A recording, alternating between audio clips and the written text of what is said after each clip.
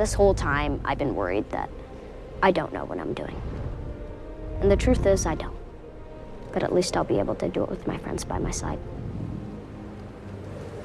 In their latest attempt to maintain the financial interests of shareholders, Netflix has taken to dumping an enormous budget on the remake of another animated classic, and perhaps the riskiest one yet, toying with the particularly intense nostalgia with which it seems near enough everybody praises Avatar: The Last Airbender. The task Netflix foresaw from their algorithmic tower to create an inoffensively all-appealing live-action adaptation that placates fans of the original, captures the attention of those who remain animation aversive, and inspires both of them to watch or re-watch the original, so that whatever engagement metrics they deem necessary for profits to go up are met. I'm in. Where am I? Artificial visuals that consistently undermine and contradict the huge expenses that fueled them are what fans and newcomers alike will be met with from episode 1 to 8. Pain. So much pain.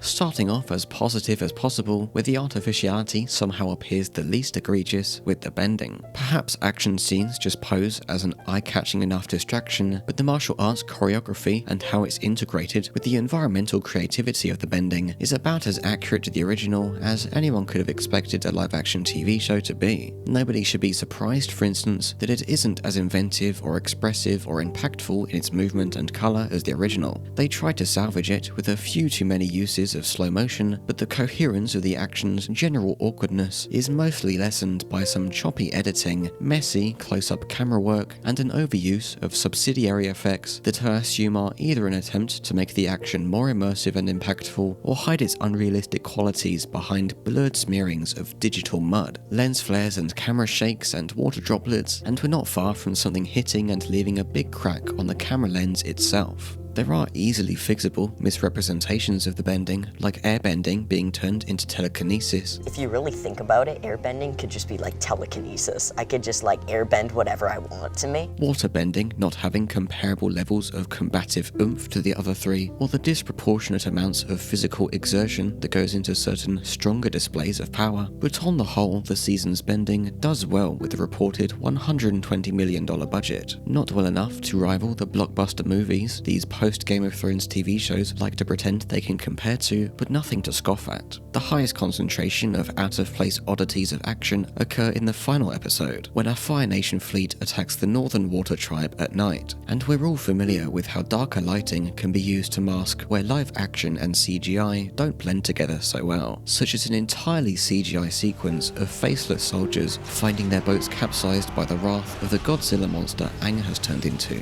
The most distracting creative decision of this battle, however, is the monochromatic desaturation that blankets the world when the moon dies. As a way of representing the darkness of a moonless night our characters must now traverse and battle in, whilst keeping everything relatively visible for the audience, is not a bad idea. The problem is how little it changes how our characters interact with their environment, because as far as I know, nobody has night vision, and that when something generates light, everything in frame is inconsistently saturated, like somebody is manually sliding the saturation up and down whilst the scene plays. It comes across as an unpolished and tacked-on filter that would need more time and attention to detail put into it, including during principal photography, to be worth using. These things can be looked past, but the worst and most fundamental flaw of the season's visuals is something I at least find myself unable to. The cinematography characteristics that render every scene with flat lighting, blurry backgrounds, non-existent blocking, and a general lack of shot variety, all of which are, as far as I can tell, side effects of the misuse and poor use of one new filmmaking technology, the virtual production stagecraft known as the Volume. Invented for the first season of The Mandalorian, this is basically just a more adaptable and expensive version of rear projection, surrounding a soundstage in a curved wall of high-resolution LED screens on which real-time renderings of 3D environments, or even just a typical old green screen, can be displayed. You can allow your key creatives to all make decisions together so that the shots are captured entirely in camera, which allows for a better performance. And what was so exciting about this is by bringing those people together, things started to click, and we started to realize, well, let's not just do green screen and interactive light, If we're going to design the whole set and game engine ahead of time, maybe we could have some in-camera effects. Everything in the volume is designed to both light the actors and to be a background that we can directly photograph. So you end up with real-time final pixels in camera. Besides giving the actors something more visually tangible to act and react against, the main but double-edged benefit of the volume displaying actual backgrounds, instead of a blank colour to be chroma keyed later, is the light it shines on the set. Perhaps the biggest ever boost to filmmaking efficiency, this has the potential to remove a lot of the time and budget that would be spent scouting, travelling between, and setting up at each new location, including giving permanent access to the short windows certain desirable lighting conditions occur in, like sunrise or sunset. It will save so much carbon emissions. It helps us keep the production stable. It's reliable. We are not dependent on weather. It will just enrich the way the story can be told. The volume's worst limitation is its most simple, a lack of physical space, as characters linearly avoid overextending the boundaries of their new claustrophobic prisons, standing still and talking before walking to the next place to stand still and talk. This isn't real. It can't be.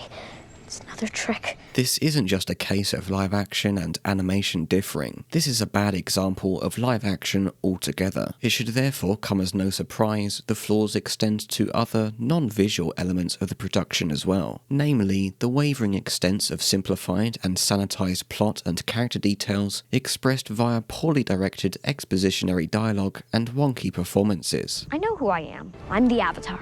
I caused this. No. And this is simplified and sanitized even more than how much the original already wore its immaturity on its sleeve. Quite the feat, considering their intentions seem to be to attract a slightly older audience, or at least attract the 20 to 30-year-old fans of the original who watched it closer to when it came out. Not that the most outspoken fans of the original seem to have particularly matured their tastes since then, as they continue to overpraise it, despite its quality standing out only when accompanied by and compared to the low standards of other children's media. Certainly not some masterpiece pinnacle of storytelling. I'm a huge fan of the series.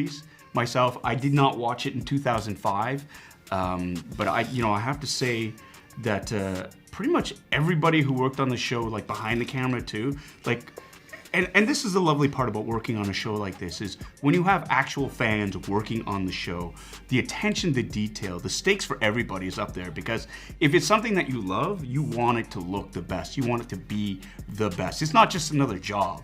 And throughout the entire process, I got that sense from everybody in every department that it mattered. All of this mattered, and it had to be right.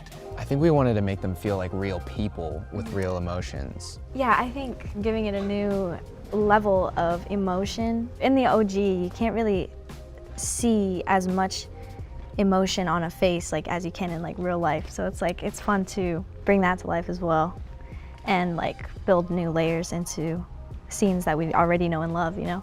Oh, who is the biggest fan? That's hard, because they're all fans. Like just seeing like such an amazing, iconic show brought to life. And like, as a fan of the original show, like seeing these things come to life, like every time I got to see something new, I was like almost in tears because of just how incredible it was. So. Ooh, honestly, the OG fans, I know there was a lot of concern that like, are they gonna be able to pull it off? Are they gonna stay true to the storylines, to the characters? Because there's such a love for the original animated series. If there's one thing Netflix learnt between The Witcher and One Piece, it's that at the very least, publicly feigning respect and passion for the source material and delivering on a safely acceptable amount of fidelity goes a long way in making something the fans at best, if only unenthusiastically, regard as good enough, I guess. Nice! I wasn't even really trying. That's good. But unlike adapting a novel or an anime and manga, the original Avatar doesn't exist in a different non-visual medium like the Witcher novels, and isn't as inaccessible as the over 1,000 episodes or chapters One Piece has been publishing for. Netflix's Avatar doesn't have such justifications, and denies itself what little justification it might have had by refusing to adapt the story into enough of its own thing. What we're left with is something too similar and inferior to the equally accessible original to be worth watching watching over the original, merely momentarily baiting the attention of those curious enough to see how similar they are, and those ignorant enough to buy into the thin veil of maturity they believe something live action will automatically have over something animated. Go kick his ass.